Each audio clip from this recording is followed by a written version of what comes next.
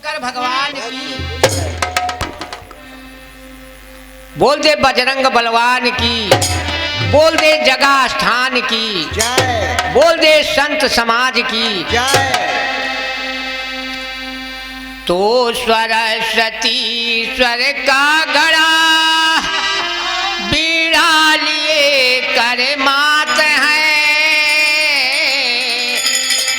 और भक्त जब माँ को पुकारे आके देती साथ।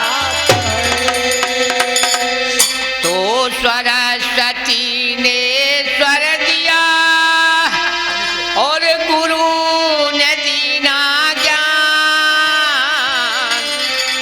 और मात पिता ने जन्म दिया और कर्म लिखो भगवान। हाँ तो एक भैया छोटा सा भजन है। तो गणेश जी सिद्धि करो चरणों में लागी आस जी और सरस्वती सुध बुध संभारो और तुम ही से यार। अरे मुझ बालक पर दृष्टि उठाओ, अरे मुझ बालक पर दृष्टि उठाओ, अरे भूले अक्षर मैया हमका बताओ, अरे भूले अक्षर मैया हमका बताओ,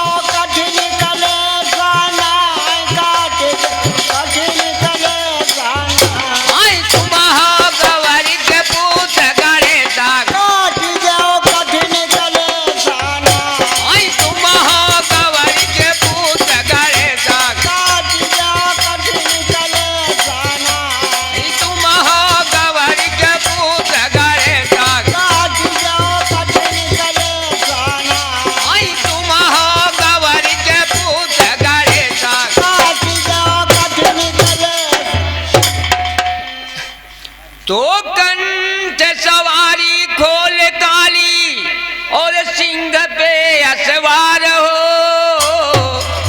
और खून का खपर भरे नंगी लिए तलवार। ओ भैरव भैया वे नाने रे, अरे भैरव भैया वे नाने रे, अरे दुर्गा जो कहारो मैया मेरे, हरो मैया मेरे, हरो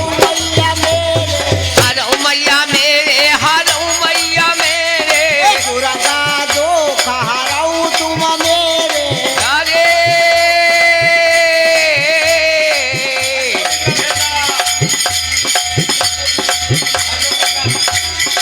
अरे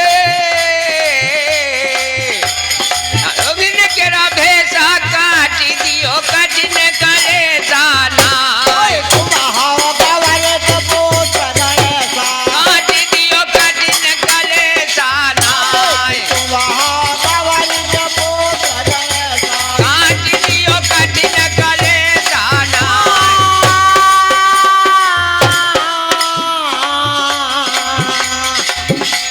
काटी जाओ कठिन कलेसा नाई, काटी जाओ कठिन कलेसा नाई। तुम हो गवर के पुत्र गणेशा, काटी जाओ कठिन कलेसा नाई, तुम हो गवर के पुत्र गणेशा, काटी जाओ कठिन कलेसा नाई। तुम हो गवर के पुत्र गणेशा, काटी जाओ कठिन कलेसा नाई, तुम हो गवर के पुत्र गणेशा। काटी जाओ कठिन। तो ब्रह्मांड में ब्रह्मा बसो जिन वेद गुण के चातुर, और बाह पे बजरंग बली श्री अंजनी सुत, औ दौलत राम कहाई कर जोरे, दौलत राम कहाई कर जोरे, अरे दौलत राम कहाई कर जोरे, दौलत राम कहाई कर जोरे। मैं मति मांगा बुद्धि के रे थोरे, मैं मत नाद बुद्धि के थोरे, मैं मति मांगा बुद्धि के रे थोरे, मैं मत नाद बुद्धि के थोरे, बुद्धि के थोरे, बुद्धि के थोरे, बुद्धि के थोरे, बुद्धि के थोरे। अरे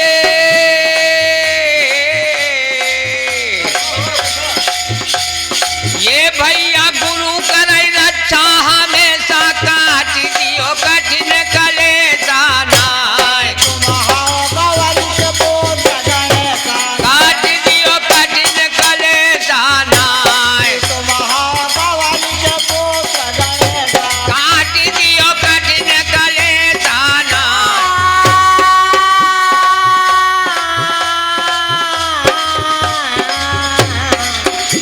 काट दो कठिन कलेसा नाय, हो काट दो कठिन कलेसा। आई तुम हो गवर के पुत्र गणेशा, काट दो कठिन कलेसा नाय, आई तुम हो गवर के पुत्र गणेशा, काट दो कठिन कलेसा नाय, तुम हो गवर के पुत्र गणेशा, काट दो कठिन कलेसा नाय, तुम हो गवर के पुत्र गणेशा। काट दो कठिन। तो हाँ भैया, एक बार भस्मासुर शंकर जी की तपस्या करने के लिए चला, और देखिए उसके मन में क्या विचार आता है, तो कहना पड़ा भैया, तो भस्मासुर भगवान शंभु की न तपस्या भारी,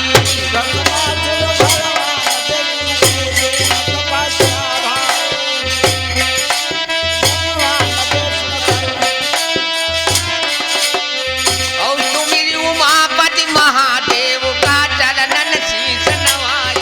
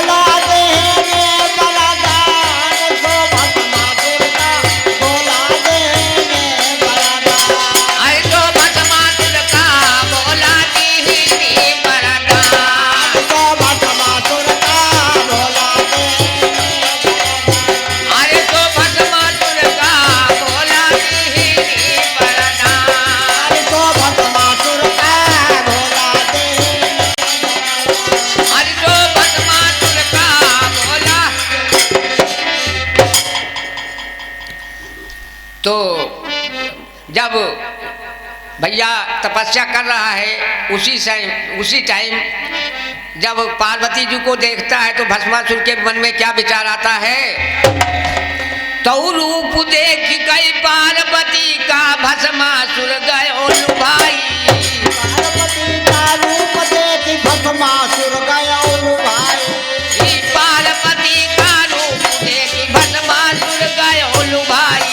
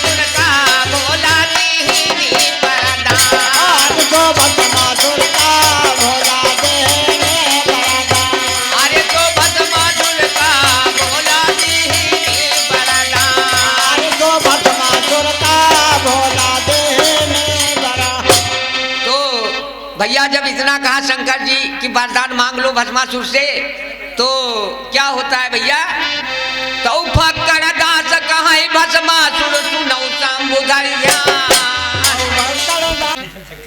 तो फक्कर दास कहाँ भस्मासुर सुनौ शंभुधर ध्यान, फक्कर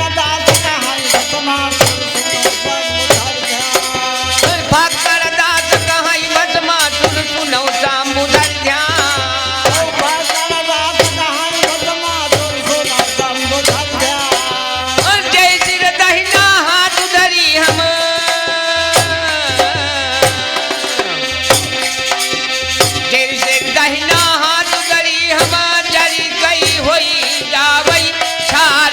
भस्मासुर का भोला दीनी बरदान, अरे तो भस्मासुर का भोला दीनी बरदान,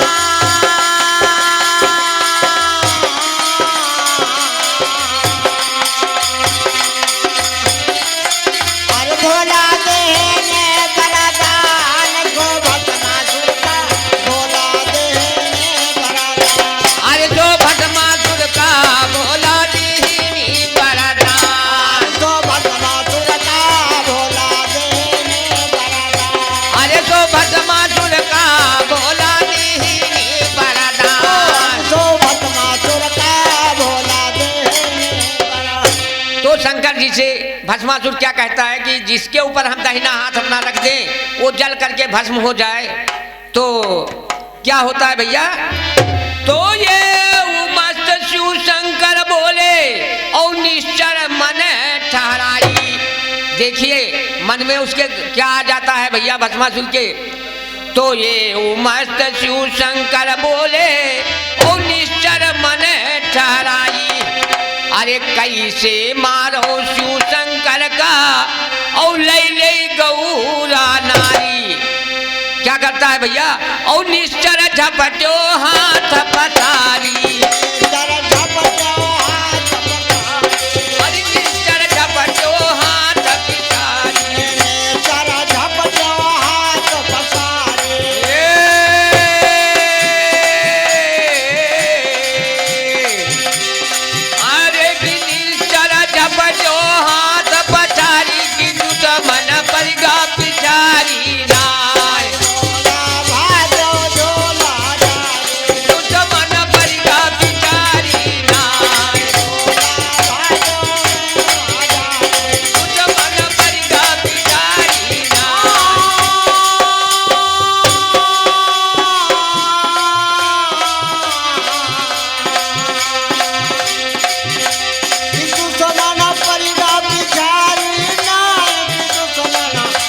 पिछारी नाय, भोला भाग्यो झोला डाली,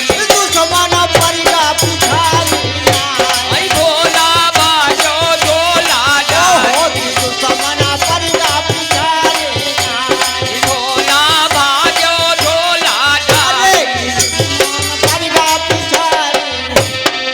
तो क्या होता कहना पड़ा भैया, एक लाइन मिल गई तने, तो अहंकार से तीनों गए और धन वैभव वंश नामा, धन वैभव वंश नामा,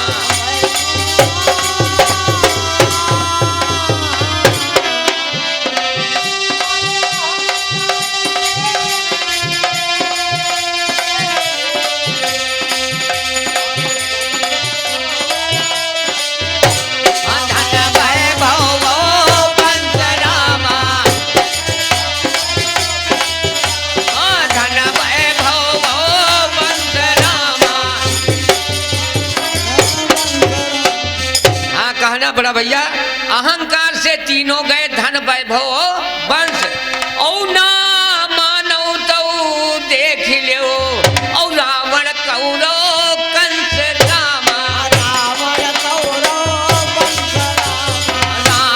कौरव कंस रामा,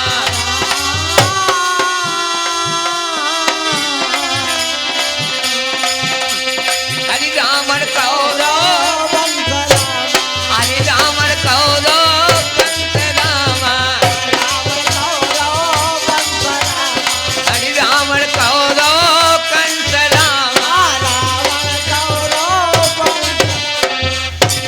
भैया इन्होंने तो अहंकार आएगा है, वही से भस्मासुर किया गया कि अगर हम शंकर जी का भस्म कर दिया, पार्वती हमारी हो गई हैं, तो भस्मासुर शिव का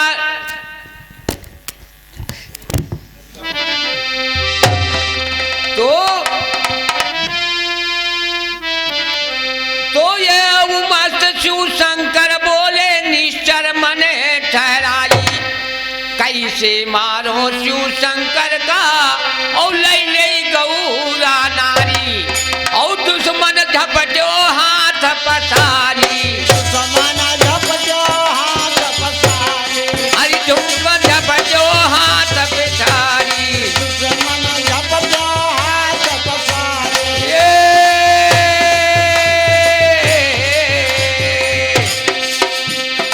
अरे की दुश्मन झपटो हाथ पसारी, की दुश्मन परिगा पिछारी नाय, भोला भागे झोला डारे, दुश्मन परिगा पिछारी नाय, भोला भागे झोला डारे। की दुश्मन परिगा पिछारी नाय।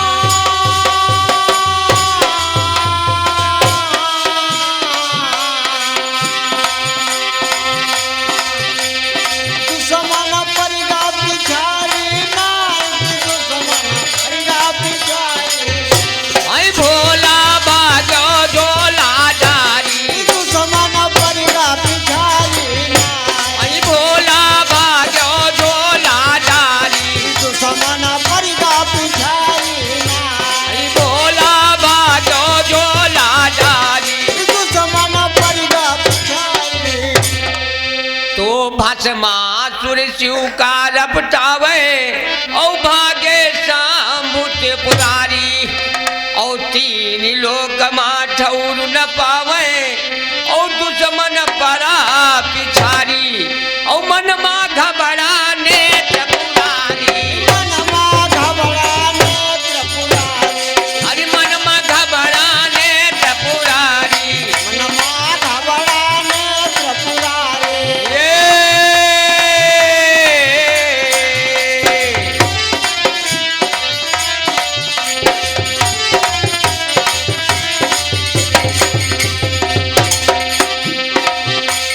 अरे की मनमा घबराने त्रिपुरारी, की दुश्मन परिगा पिछारी नाय, झोला भाजो झोला डारे, दुश्मन परिगा पिछारी नाय, झोला भाजो झोला डारे, की दुश्मन परिगा पिछारी नाय।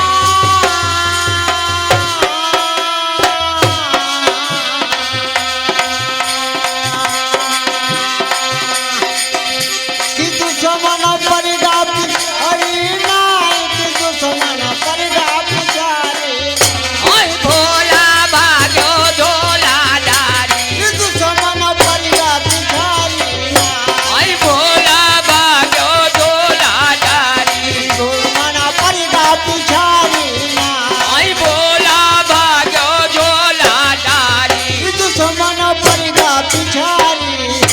तो शंकर जी देखिए भाग करके कहां पर जाते हैं, तो भागे शंभु इंद्र दिग पहुंचे और निश्चर पहुंचो जाई, और भागे बुढ़ऊ जान न पई हो और आई मौत तुम्हारी, अरे बुढ़ऊ डरी बई तुम का मारी, बुढ़ऊ डरबै तुम का मारी, अरे बुढ़ऊ डरी बई तुम का मारी। बुढ़ऊ डरबै तुम का मारी,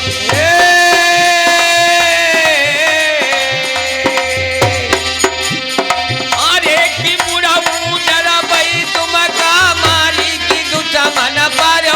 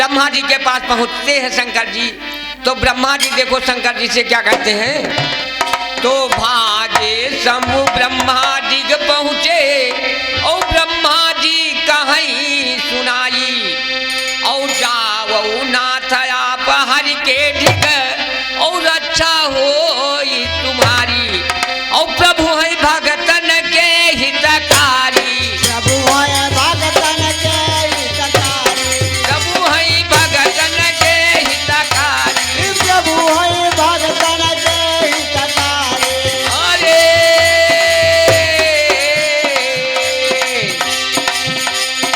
ए भैया प्रभु है भगतन के हितकारी की दुश्मन पर हो बिचारी नाय, भोला भाग्यो झोला डाले, दुश्मन पर गा बिचारी नाय, भोला भाग्यो झोला डाले। दुश्मन पर गा बिचारी नाय।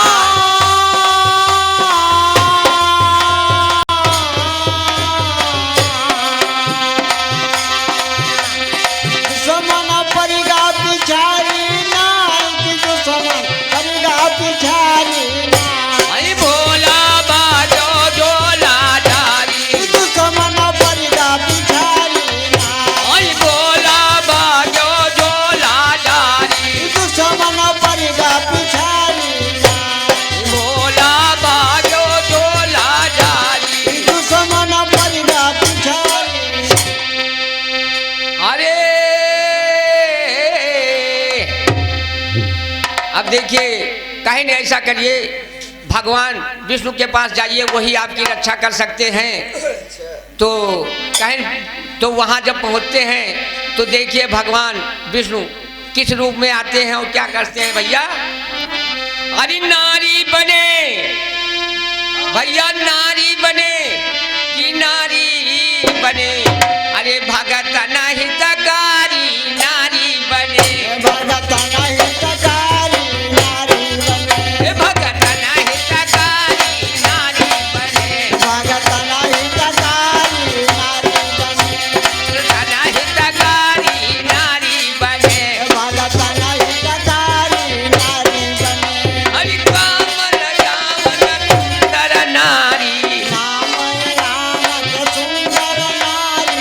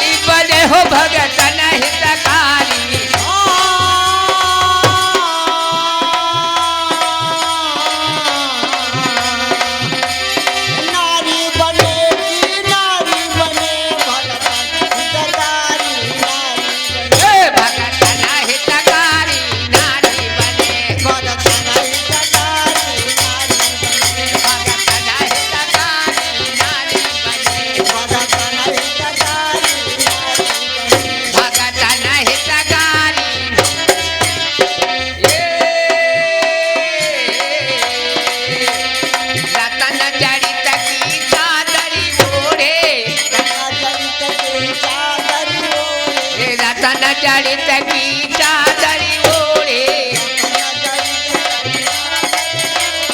चादरी ओढ़े हो चादरी ओढ़े,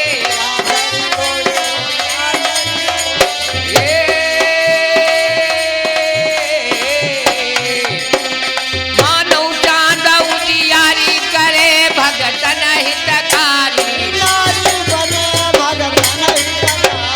नारी बने हो भगतन हितकारी,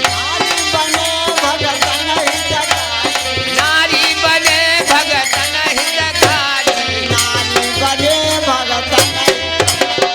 भगतन के लीला रखैया, अरे भगतन के लीला रखैया,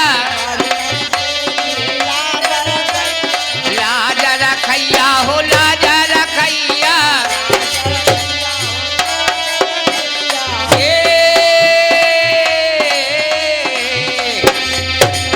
ये भैया कैसे पकड़ या नारी बने भगतन हितकारी, नारी बने हो भगतन हितकारी, नारी बने हो भगतन हितकारी।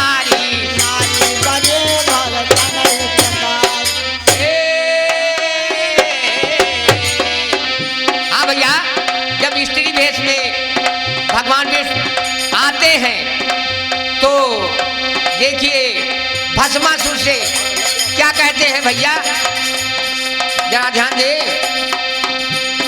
आठों घड़ी, ये भैया, अरे आठों घड़ी की आठों घड़ी जाहई बुढ़ौना, आठों घड़ी हो जाहई बुढ़ौना, आठों घड़ी हो जाहई बुढ़ौना, आठों घड़ी हो जाहई बुढ़ौना,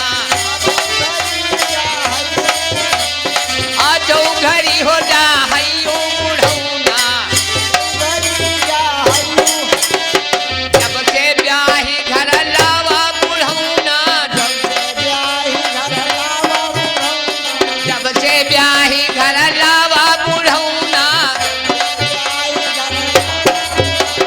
लावा बुढ़ौना हो लावा बुढ़ौना,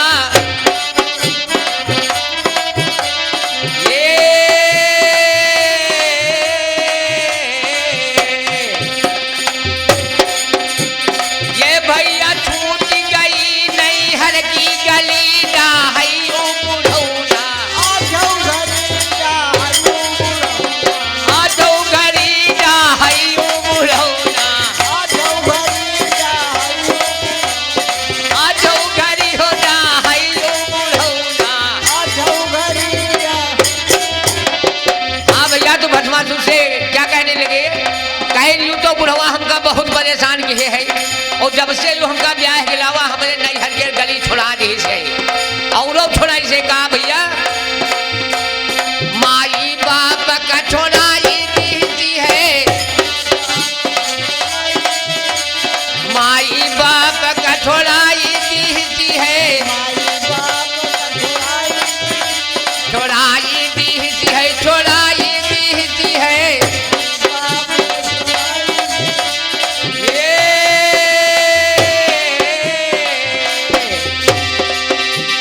ये भैया, और का छोड़ा भैया, ये भैया छूट गई नैहर की सखी डाहई बुढ़ौना, आठों घड़ी डाहई बुढ़ौना, आठों घड़ी हो डाहई बुढ़ौना,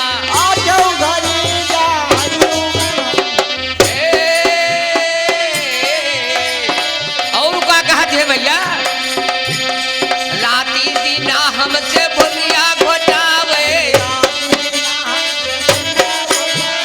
भंगिया घोटावे हमसे भंगिया घोटावे, भंगिया घोटावे हो भंगिया पिसावे,